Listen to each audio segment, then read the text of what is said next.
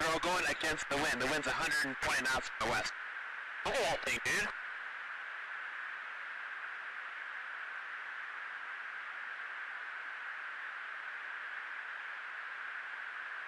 That's not our LNS though, is it? It's not. That is the LNS, dude. Well, if there's like look at that thing. It's rotating. We've learned a number of things, that not everybody who sees a UFO is crazy, that our government has lied about UFO information, that it's withheld UFO files, and even spied on UFO witnesses. We've also heard from scientists who say life elsewhere in the universe is virtually a certainty. And we heard that a majority of Americans believe that UFOs are real and come from space.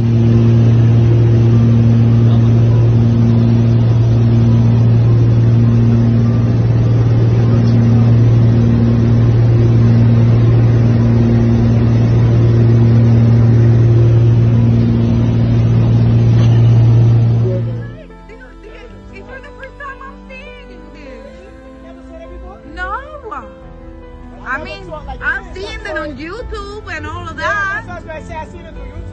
But never in... What the fuck, for real? This is your phone? Where's your phone? Can you just record that? Record it right now. Yo, they fly together, yo. That's crazy. That's crazy.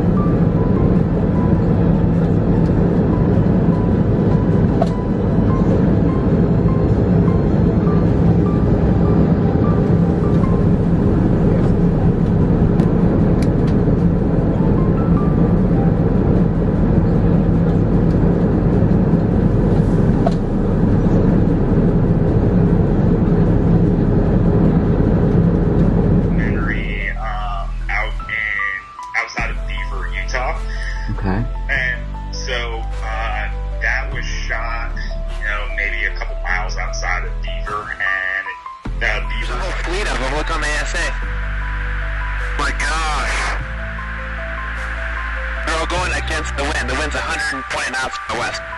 The whole thing, dude.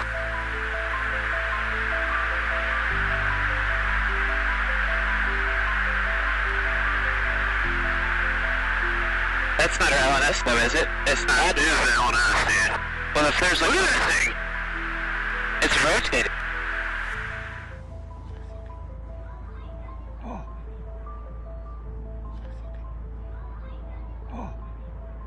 Take away just a few seconds about the Immaculate Constellation document you provided us today.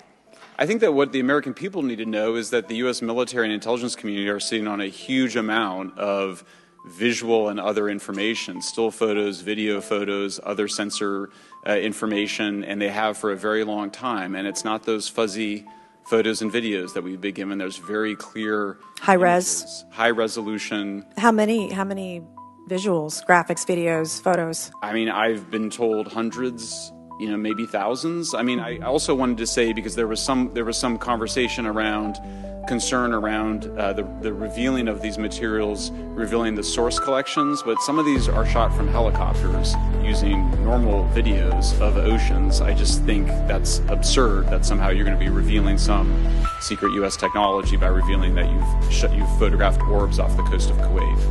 Okay, so right there. Those are not airplanes. Yeah, They just keep circling. And they're going to go away.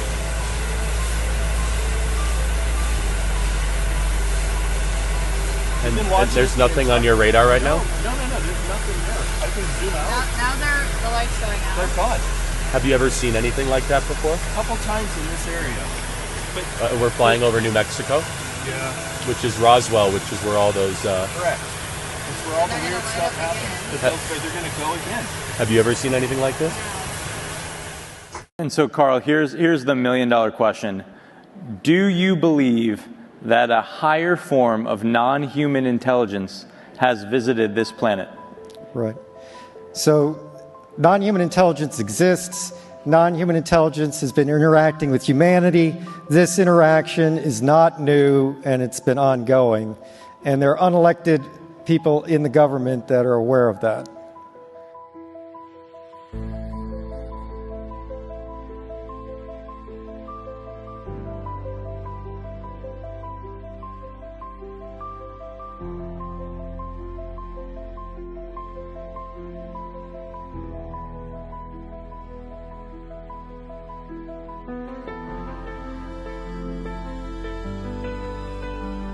So I interviewed jet pilots that say they saw something. If you saw them, you'd love to have them as I've had a son. couple in here. Commander David Fravor.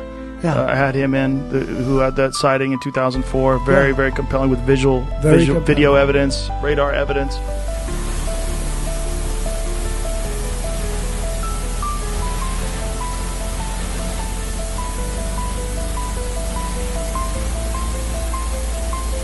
Let's not disclose the classified information technology-wise that we're learning about UAP. I'm okay with that. We don't want that to go to the American public or our adversaries. But the American public has a right to know the new nature of reality we know, and that the Defense Department and the intelligence community has realized and has evidence of. That's not fair to the American public or the global citizenry at large. So I think this is what has to come out. Has the government conducted secret UAP crash retrieval programs, yes or no? Yes. Okay, were they designed to identify and reverse engineer alien craft, yes or no? Yes.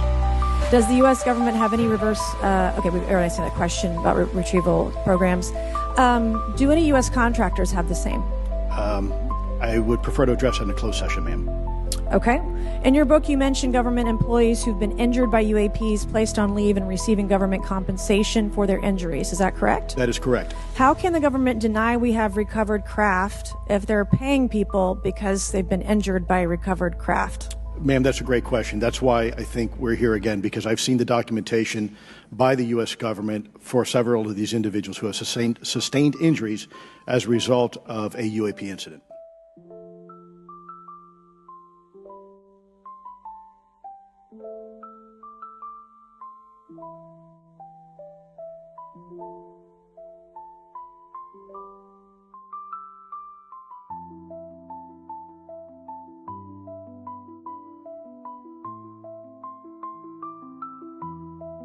An obligation to identify and analyze to the best of our ability anything in the air that may have the possibility of threat or menace to the United States. If you believe we have crashed craft, stated earlier, do we have the bodies of the pilots who piloted this craft? As I've stated publicly already in my News Nation interview, biologics came with some of these recoveries. Yeah. Were they, I guess, human or non-human biologics? Non-human, and that was the assessment of people with direct knowledge on the program I talked to that are currently still on the program. And was this documentary evidence, this video, photos, eyewitness? Like, how would that be determined? The specific documentation I would have to talk to you in a skiff about. Turning to the new report now from the Pentagon about unidentified flying objects. There were hundreds of new reported sightings over the last year, and some the government still can't explain. Chief Global Affairs correspondent Martha Raddatz joins us with the details. It's quite the talker. Martha, good morning. Good morning, Whit. It does. It all sounds straight out of a science fiction movie, but these unidentified airborne objects are taken very seriously by the Pentagon and the intelligence community. And this morning, their new report revealing that these sightings are on the rise. To draw that conclusion that they're spiritual. What's the obvious? I mean, spiritual may be the wrong word. Supernatural. You know, they're beyond nature as we understand it. I mean, obviously they are. I mean, just chart their physical behavior. It doesn't, you know, it goes outside of what we understand about physics. No visible means of propulsion, you know, coming at indescribable speed, hitting the ocean, continuing at speeds that are impossible undersea. I mean, in other words... And how long would these things stay up there for? So, from my experience, from our experience, and again, we weren't studying these, but they were always out there. You know, they were out there when we took off, we'd see them, and then we'd go to land, they would still be out there. Like every day? Every day. Every day. Every day. So you guys go from not having any idea that these things are out there to an upgraded radar system to seeing them every day. Yeah. Logical dig. So it's old.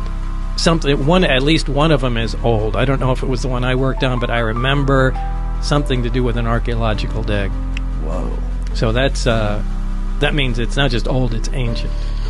Started here, and then he flew and curved down this way.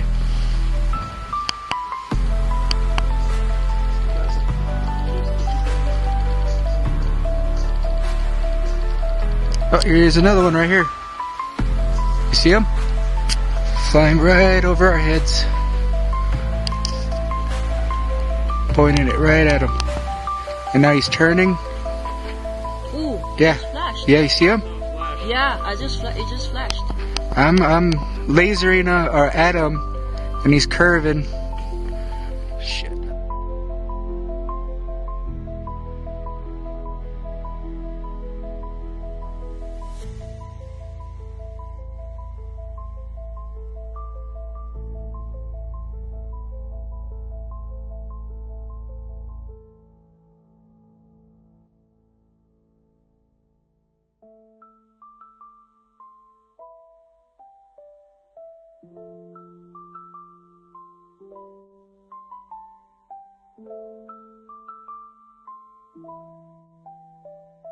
Thank you.